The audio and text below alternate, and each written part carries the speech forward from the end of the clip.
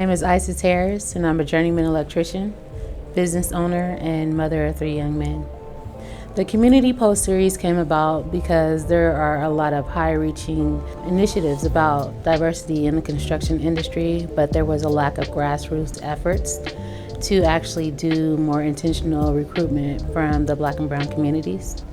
So the Community Post series came about to encourage the construction industry to do more intentional recruitment within these communities that have historically been overlooked.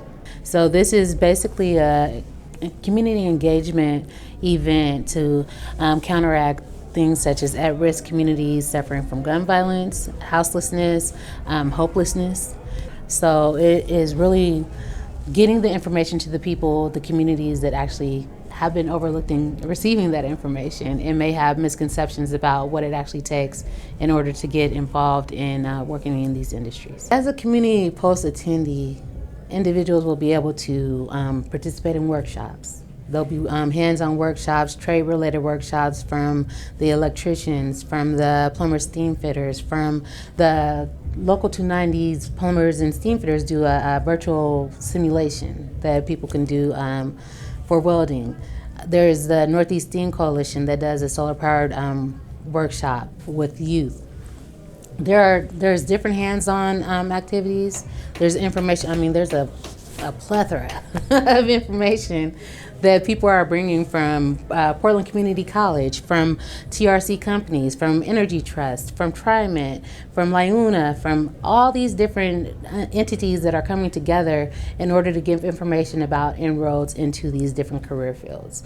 There's people here that are willing to follow up with individuals, to provide mentorship for individuals. So it's a supportive environment right off the top, because the people that signed up to support and sponsor the Community Post event are people who understand that individuals may need more support coming into the trades, that people may need more support to complete an apprenticeship, that even as a journeyman, people can still have challenges. And so, if we can come together as a community and be supportive to individuals that are going through these different steps in order to better their lives, and that's we're all winning in that situation. So people come here and it's a comfortable situation. They don't feel like they have to come in here and impress anyone. They're here to get information, to interact with the community as a whole. They can bring their families. There's food, there's music, there's interactive activities, there's raffles, and people come here and they have a good time. I see smiles, I see, happiness, I see communities interacting, and maybe individuals that, might pass each other on the street and not have a word, sit down and have full-on conversations.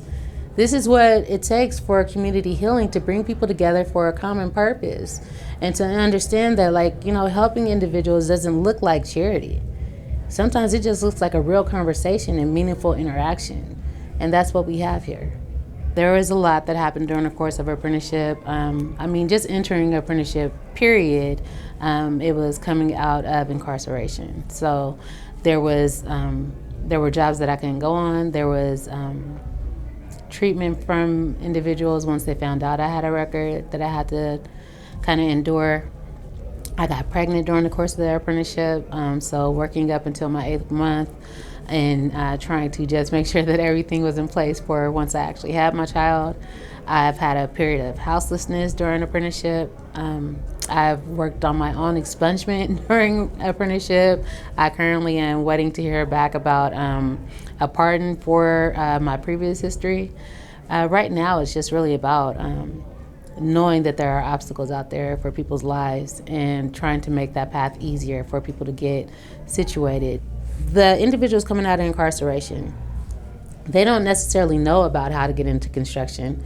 And then the places that they're going to get help to get back on their feet, they don't know about how to get into construction. So if we're not getting the information out there about these concrete steps, especially to the marginalized communities, the disadvantaged communities, the communities that are constantly being overlooked, if we're not getting the information out there, then how can we as a society continue to talk about what they're not doing to better their lives? We got to give the information. That's what's integral. That's what's actually going to lift people up. Not only is it going to lift up the community, but it's going to actually provide the workforce that the construction industry needs. We can't keep talking about this lack of workers that we have in the construction industry and then look over communities as if those communities don't have viable workers within them. So that's what this is about, intentional recruitment within the BIPOC community in order to actually fill the need of the construction industry for these jobs that are lacking workers. It's just been about recognizing the different obstacles that I had, knowing that I had several different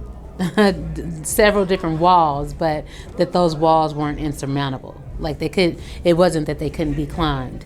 It was just knowing the right way to do it, but also understanding that everybody doesn't have like the same type of assertiveness or survival skills or, resourcefulness.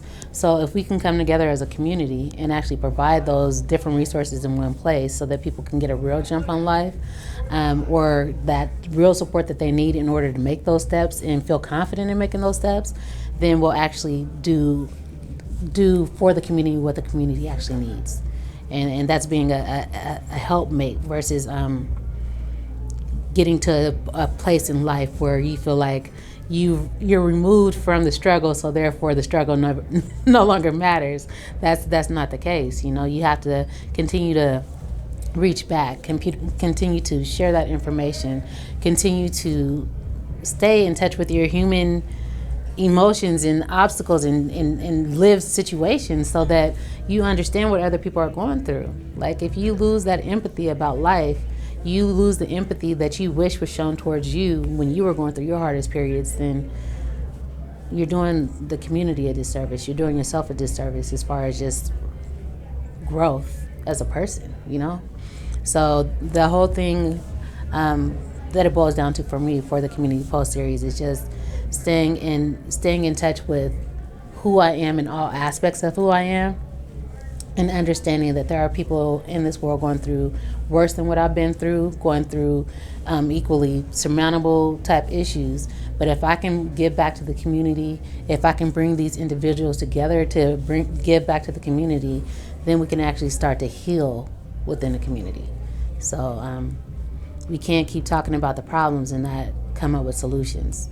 And the Community Post series has the ability to actually really problem solve, to give people hope, to give people opportunities, and to get people out of the streets, to curb gun violence, to curb drug abuse. If we actually give people hope, if we can give people hope back, there's nothing that they can't achieve.